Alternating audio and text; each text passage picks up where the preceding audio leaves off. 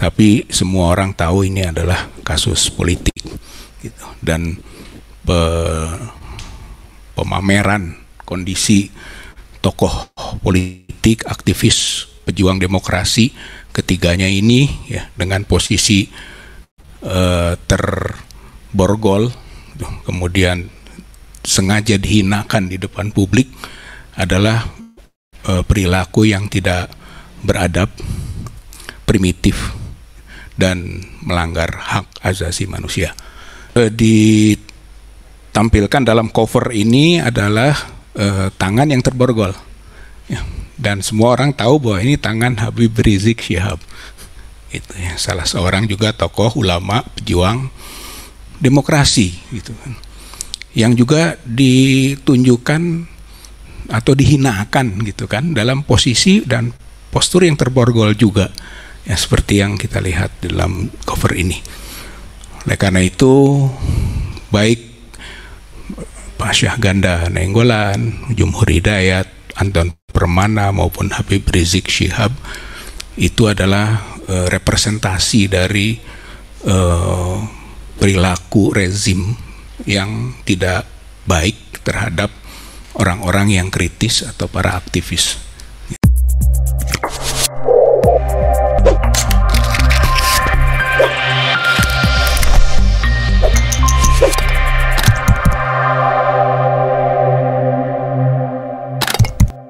Nah, Bapak Ibu sekalian,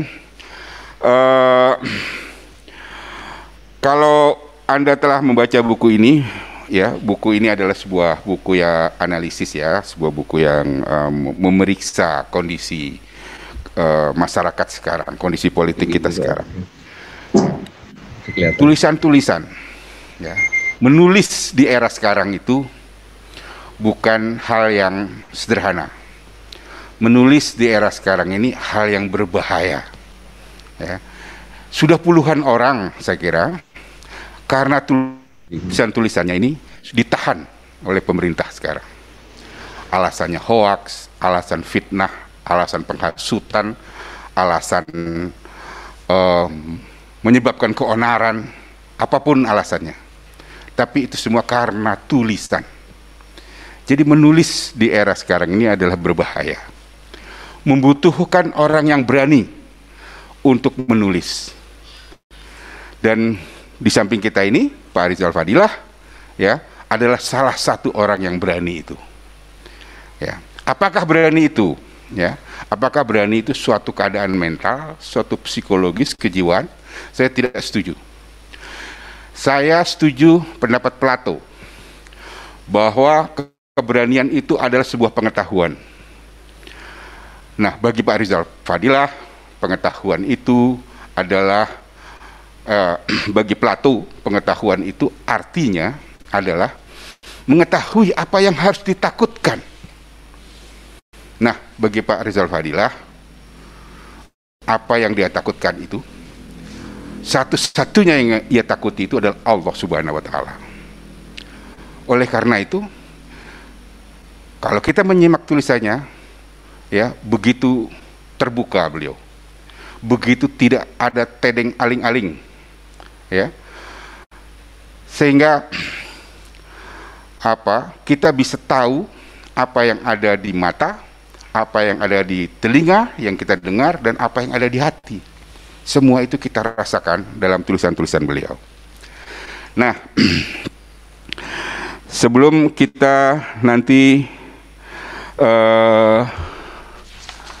memanggil para pembicara-pembicara dan penyampai pengantar, saya ingin mempersilakan lebih dulu kepada Pak Rizal Fadilah untuk menguraikan, ya, memberikan pembukaan tentang apa yang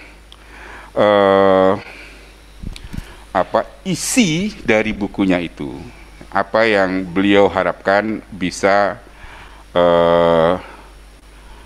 kita dapatkan dari buku itu.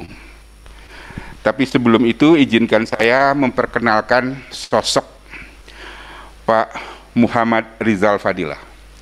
Beliau lahir tanggal 12 Desember tahun 1959, lulus dari Fakultas Hukum Universitas Padjadjaran tahun 1985, lalu beliau menjadi advokat, ya, pimpinan wilayah Muhammadiyah Jawa Barat, presidium di KAMI Jawa Barat, Dewan Pakar ANAS, Ketua Badan Pengurus Harian di Universitas Muhammadiyah Sukabumi, dan pernah juga menjadi anggota DPRD Jawa Barat tahun 1997 sampai 1999, dan dilanjutkan tahun 1999 sampai 2004. Jadi beliau punya pengalaman bukan saja di dunia intelektual, di dunia pemikiran, tapi juga praktek langsung di lapangan.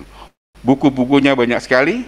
Ada Jalan ke Mata Air, ada 10 Dimensi Haji, Orang Terakhir Masuk Surga, Bau Amis Komunis, Ruwet. Lepaskan Borgol Demokrasi, yang sekarang bukunya ada di hadapan Anda. Rakyat Menampar Muka, sedang proses cetak sekarang ini 3 buku, yaitu Politik Licik, Blood Hands, dan Saatnya Mundur. Baik, perkenalan yang singkat dari beliau, ya, dari pengalaman yang panjang. Saya kira kalau saya bacakan nanti sampai 1 hari 1 malam tidak selesai, ya Pak Riza. Saya silakan Pak Riza, ya, sekarang memberikan pengantar untuk diskusi kita hari ini. Terima kasih. Silakan Pak. Assalamualaikum warahmatullahi wabarakatuh. Alhamdulillahirabbil alamin, wassalatu wassalamu ala Rasulillah wa ala alihi wa ashabihi wa mawalah. Terima kasih Pak Radar Tribaskoro,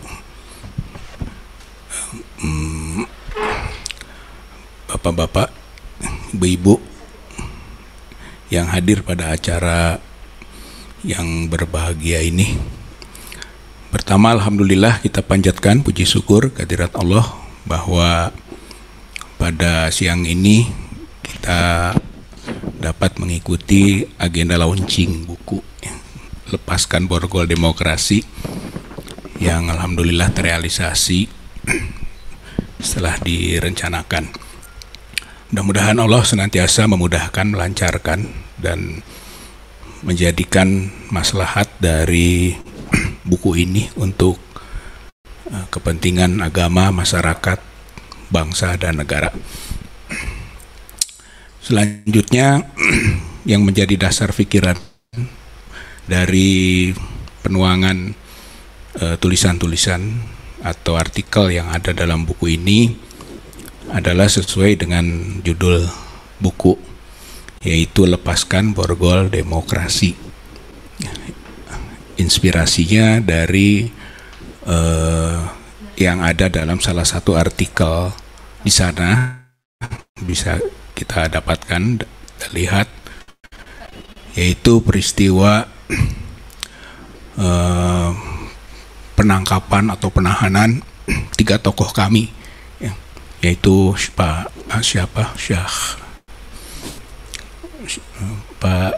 Syah Ganda Nainggolan, Pak Jumhur Hidayat, dan Pak Anton Permana, ya, yang ditampilkan di depan kepolisian dalam keadaan berbaju oranye dan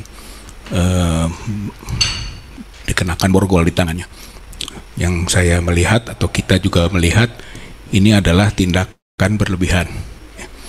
Walaupun mungkin tuduhannya adalah pelanggaran pidana, tapi semua orang tahu ini adalah kasus politik, gitu. Dan pemameran kondisi tokoh politik, aktivis, pejuang demokrasi, ketiganya ini, ya, dengan posisi terborgol, kemudian sengaja dihinakan di depan publik, adalah perilaku yang tidak beradab, primitif, dan melanggar hak asasi manusia, ya, sehingga hal seperti ini tentu menjadi hal yang buruk dalam budaya politik negeri kita, ya. Dan kita semua tidak menginginkan hal itu terjadi. Oleh karena itu bahasanya lepaskan borgol demokrasi, karena demokrasi terborgol oleh cara-cara yang disebut tadi, primitif, tidak beradab, dan melanggar hak asasi manusia. Kemudian juga ditampilkan dalam cover ini adalah tangan yang terborgol, ya. Dan semua orang tahu bahwa ini tangan Habib Rizik Syihab. Itu ya, salah seorang juga tokoh ulama pejuang demokrasi, gitu kan, yang juga ditunjukkan atau dihinakan, gitu kan, dalam posisi dan postur yang terborgol juga, ya, seperti yang kita lihat dalam cover ini. Oleh karena itu, baik Pak Syahganda Nainggolan, Jumhur Hidayat, Anton Permana maupun Habib Rizik Syihab itu adalah representasi dari perilaku rezim yang tidak baik terhadap orang-orang yang kritis atau para aktivis, gitu. Dan mereka diborgol hak berdemokrasinya, gitu. Jadi ini dasar pikirannya, gitu. Dan buku ini berhalaman 258, terdiri dari 100 artikel, gitu ya, dan ditulis sejak 17 Oktober sampai 23 Januari 2021. Jadi 17 Oktober 2020 sampai 23 Januari 2021. Jadi 3 bulan, Pak, gitu. Jadi ini adalah tuangan harian 3 bulan. Pertama, mengenai musuh terbesar itu adalah diri sendiri, yang dikaitkan dengan masalah Fir'aun yang berhadapan dengan Nabi Musa. Ya, Nabi Musa itu bukan lawan Fir'aun. Fir'aun itu sedang melawan dirinya sendiri. Nabi Musa itu hantu yang dibuat dan ditakuti oleh Fir'aun. Tidak punya angkatan bersenjata, tidak punya senjata juga, hanya sekedar memiliki tongkat.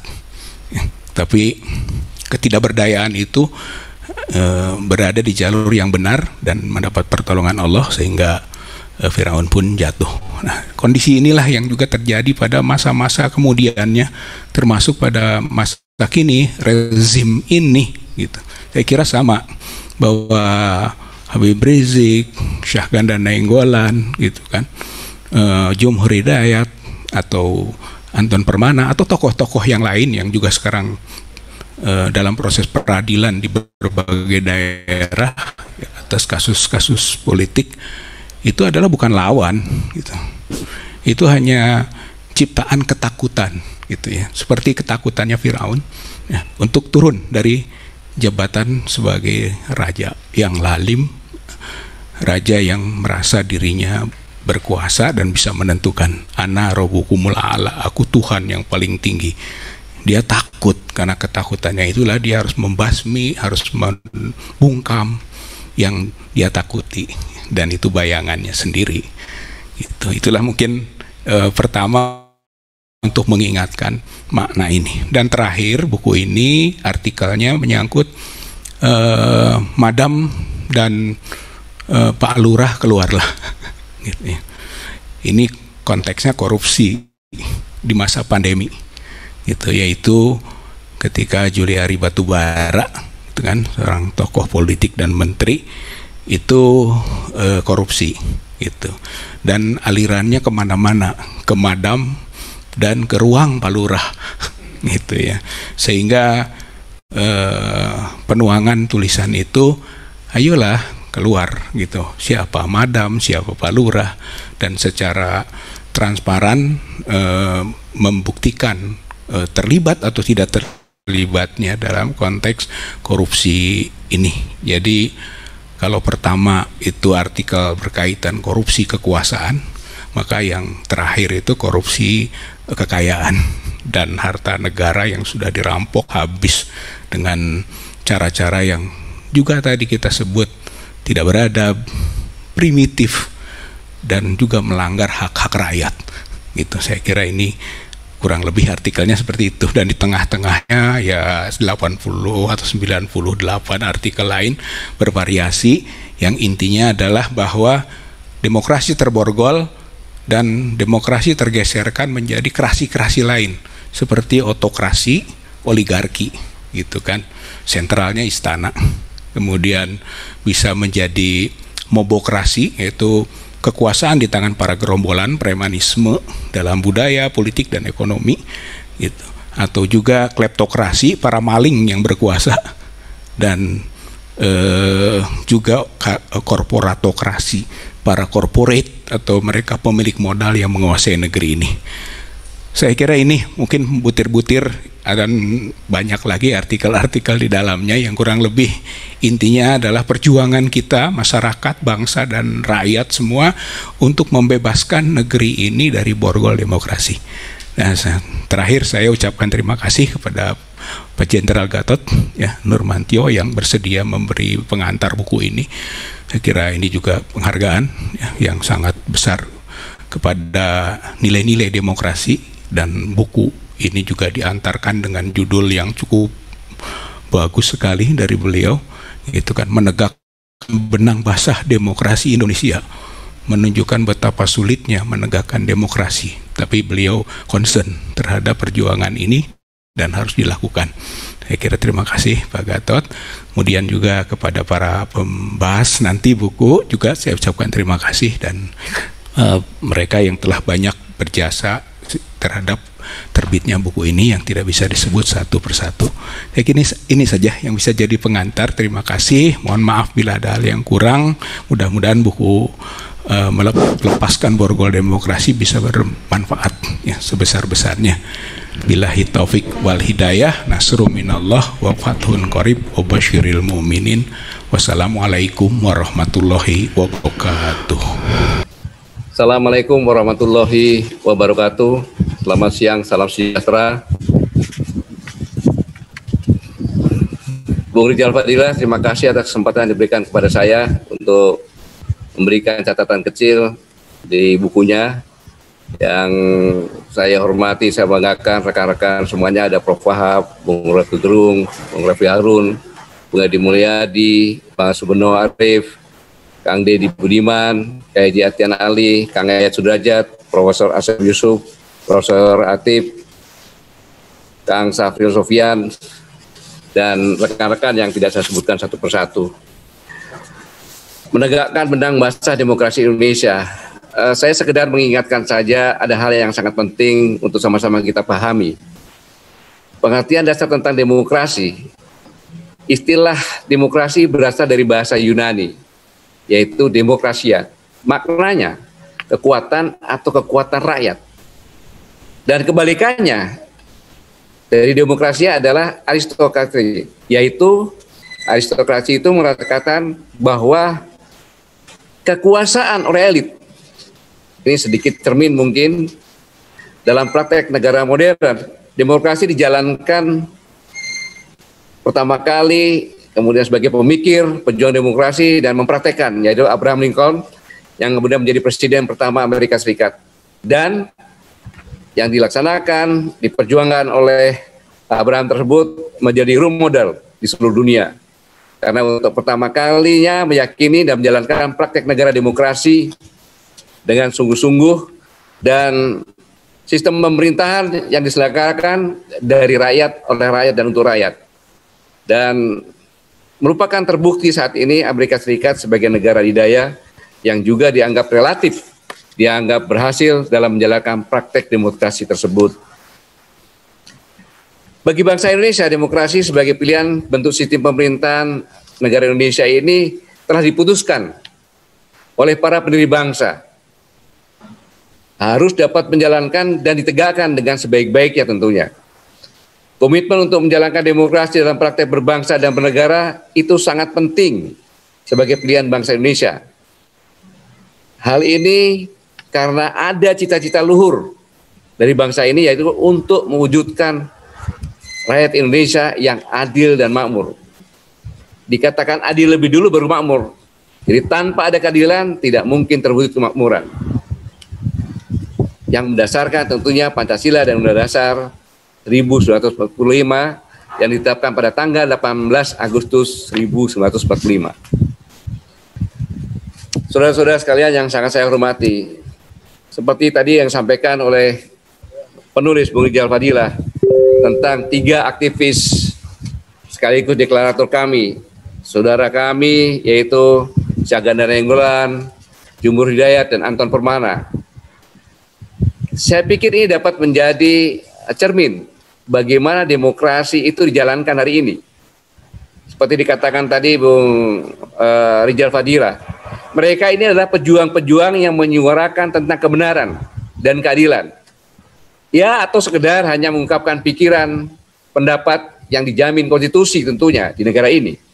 Tapi justru ditangkap dan diadili dengan tuduhan yang dinilai mengada-ngada. Tampak jelas ada unsur pemaksaan yang cenderung syarat dengan kepentingan politik ketimbang hukum. Ironisnya, ketiganya saat ditangkap, seperti tadi dikatakan Bu Rijal, dipertontonkan oleh pihak kepolisian dengan tangan terborgol, bahkan tidak boleh dibesuk, seolah-olah diperlakukan sebagai teroris. Sesuatu yang sebenarnya tidak perlu dan sangat berlebihan. Karena ketiganya bukan penjahat kriminal. Mereka sejak lama dikenal sebagai para pejuang demokrasi. Dan hal demikian sekaligus melanggar hak asasi praduga asas tak bersalah.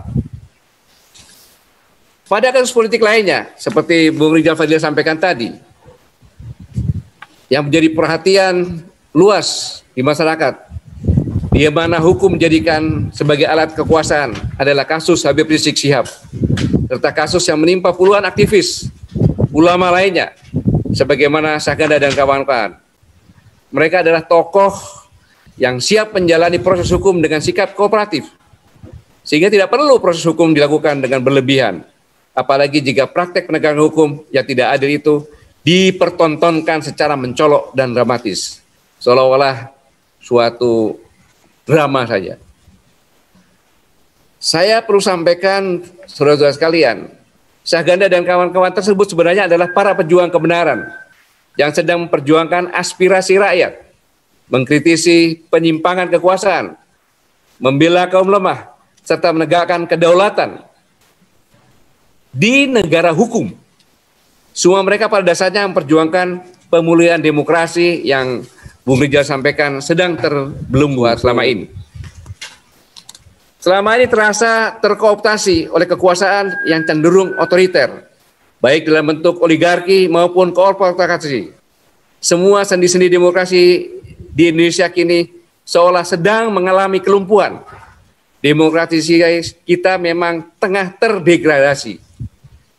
Seperti apa yang disampaikan oleh ilmuwan politik Larry Diamond, terdapat 4 elemen kunci demokrasi. Mungkin banyak juga ilmuwan-ilmuwan yang berbicara masalah ini, tapi saya ambil contoh ini saja. Yang pertama, sistem politik untuk memilih dan mengganti pemerintahan melalui pemilihan yang bebas dan adil. Ini yang pertama. Yang kedua, partisipasi aktif rakyat sebagai warga negara dalam kehidupan politik dan sipil. Dan yang ketiga, perlindungan hak asasi semua warga negara dan supremasi hukum, di mana hukum dan prosedur berlaku sama untuk semua warga negara. Merujuk pada pandangan tersebut, meskipun tentu bukan satu-satunya rujukan, maka dengan mudah diketahui bahwa kini kita memiliki masalah dan mengalami distorsi dalam berdemokrasi. Harus jujur saya katakan bahwa secara keseluruhan kehidupan demokrasi di Indonesia sangat-sangat memprihatinkan dan memilukan hati. Seperti yang disampaikan oleh The Economic Intelligence Unit dalam Indeks Demokrasi 220, Indonesia tercatat dengan nilai terendah dalam 14 tahun terakhir. Ini yang sangat-sangat benar-benar menyedihkan dalam demokrasi. Tentu hal seperti ini menjadi pekerjaan rumah kita bersama untuk mewujudkan sebagai negara demokrasi. Saudara-saudara sekalian, peserta webinar yang saya banggakan, tentu kalau kita melihat ke belakang, kita memiliki pengalaman panjang dalam patrek berdemokrasi, mulai dari masa Orde Lama dan Orde Baru, tentunya dengan segala kekurangan dan kelebihan yang patut dijadikan pelajaran penting. Catatan dalam banyak literatur disampaikan pula bahwa pada awal era reformasi telah melakukan banyak kemajuan dan perubahan. Salah satunya berkaitan dengan lahirnya berbagai kebijakan yang lebih demokratis, yang menyolok termasuk Undang-Undang Pemilu multipartai yang diikuti pada saat itu 48 parpol. Wajar jika saat itu disebut sebagai awal terbukanya pintu demokrasi di Indonesia.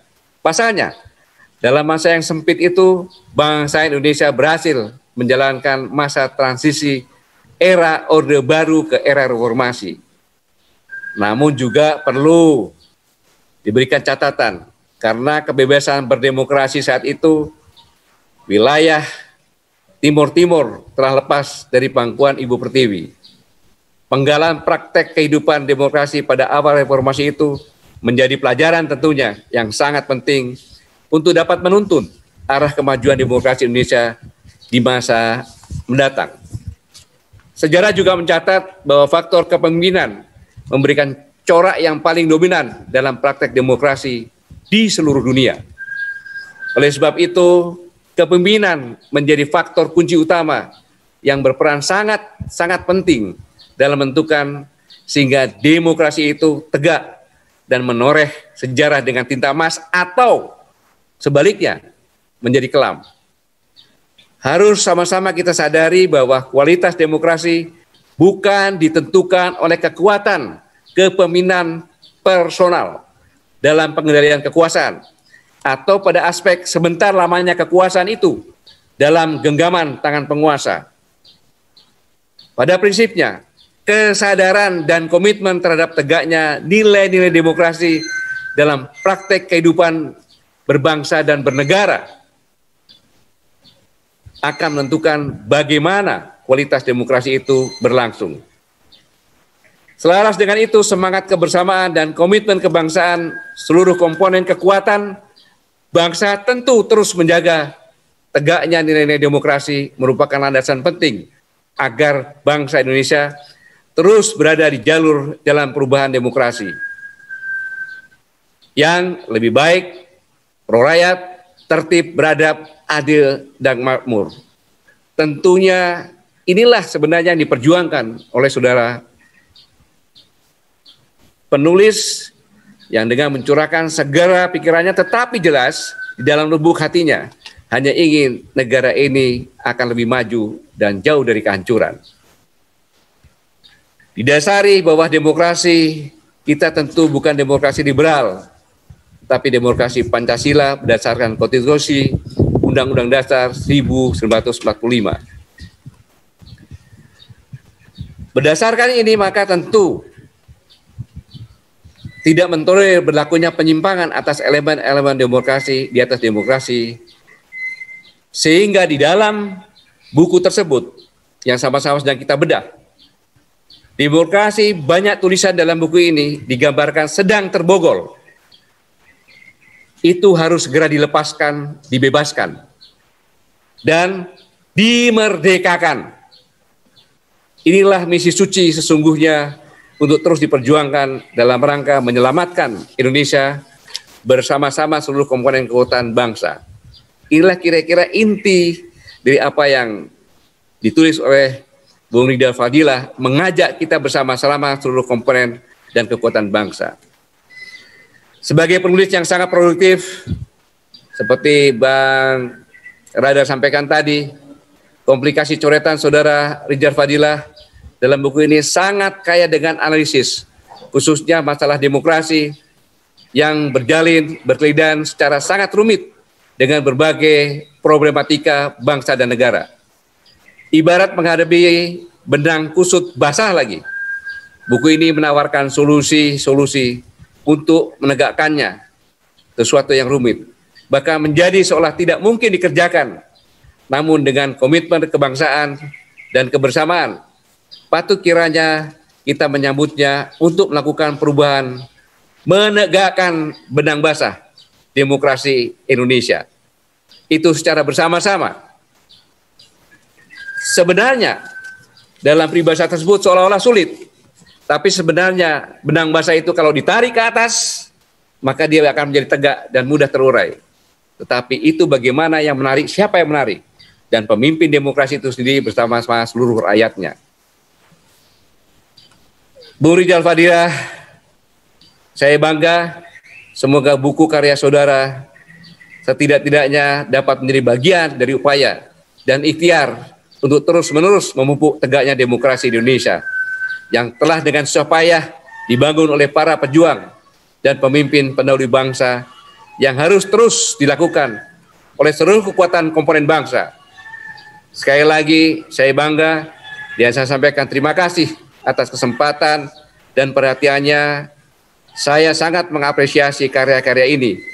Semoga bermanfaat bagi masyarakat, bangsa, dan negara. Selamat berdiskusi dan selamat berjuang. Sekian, terima kasih. Wassalamualaikum warahmatullahi wabarakatuh.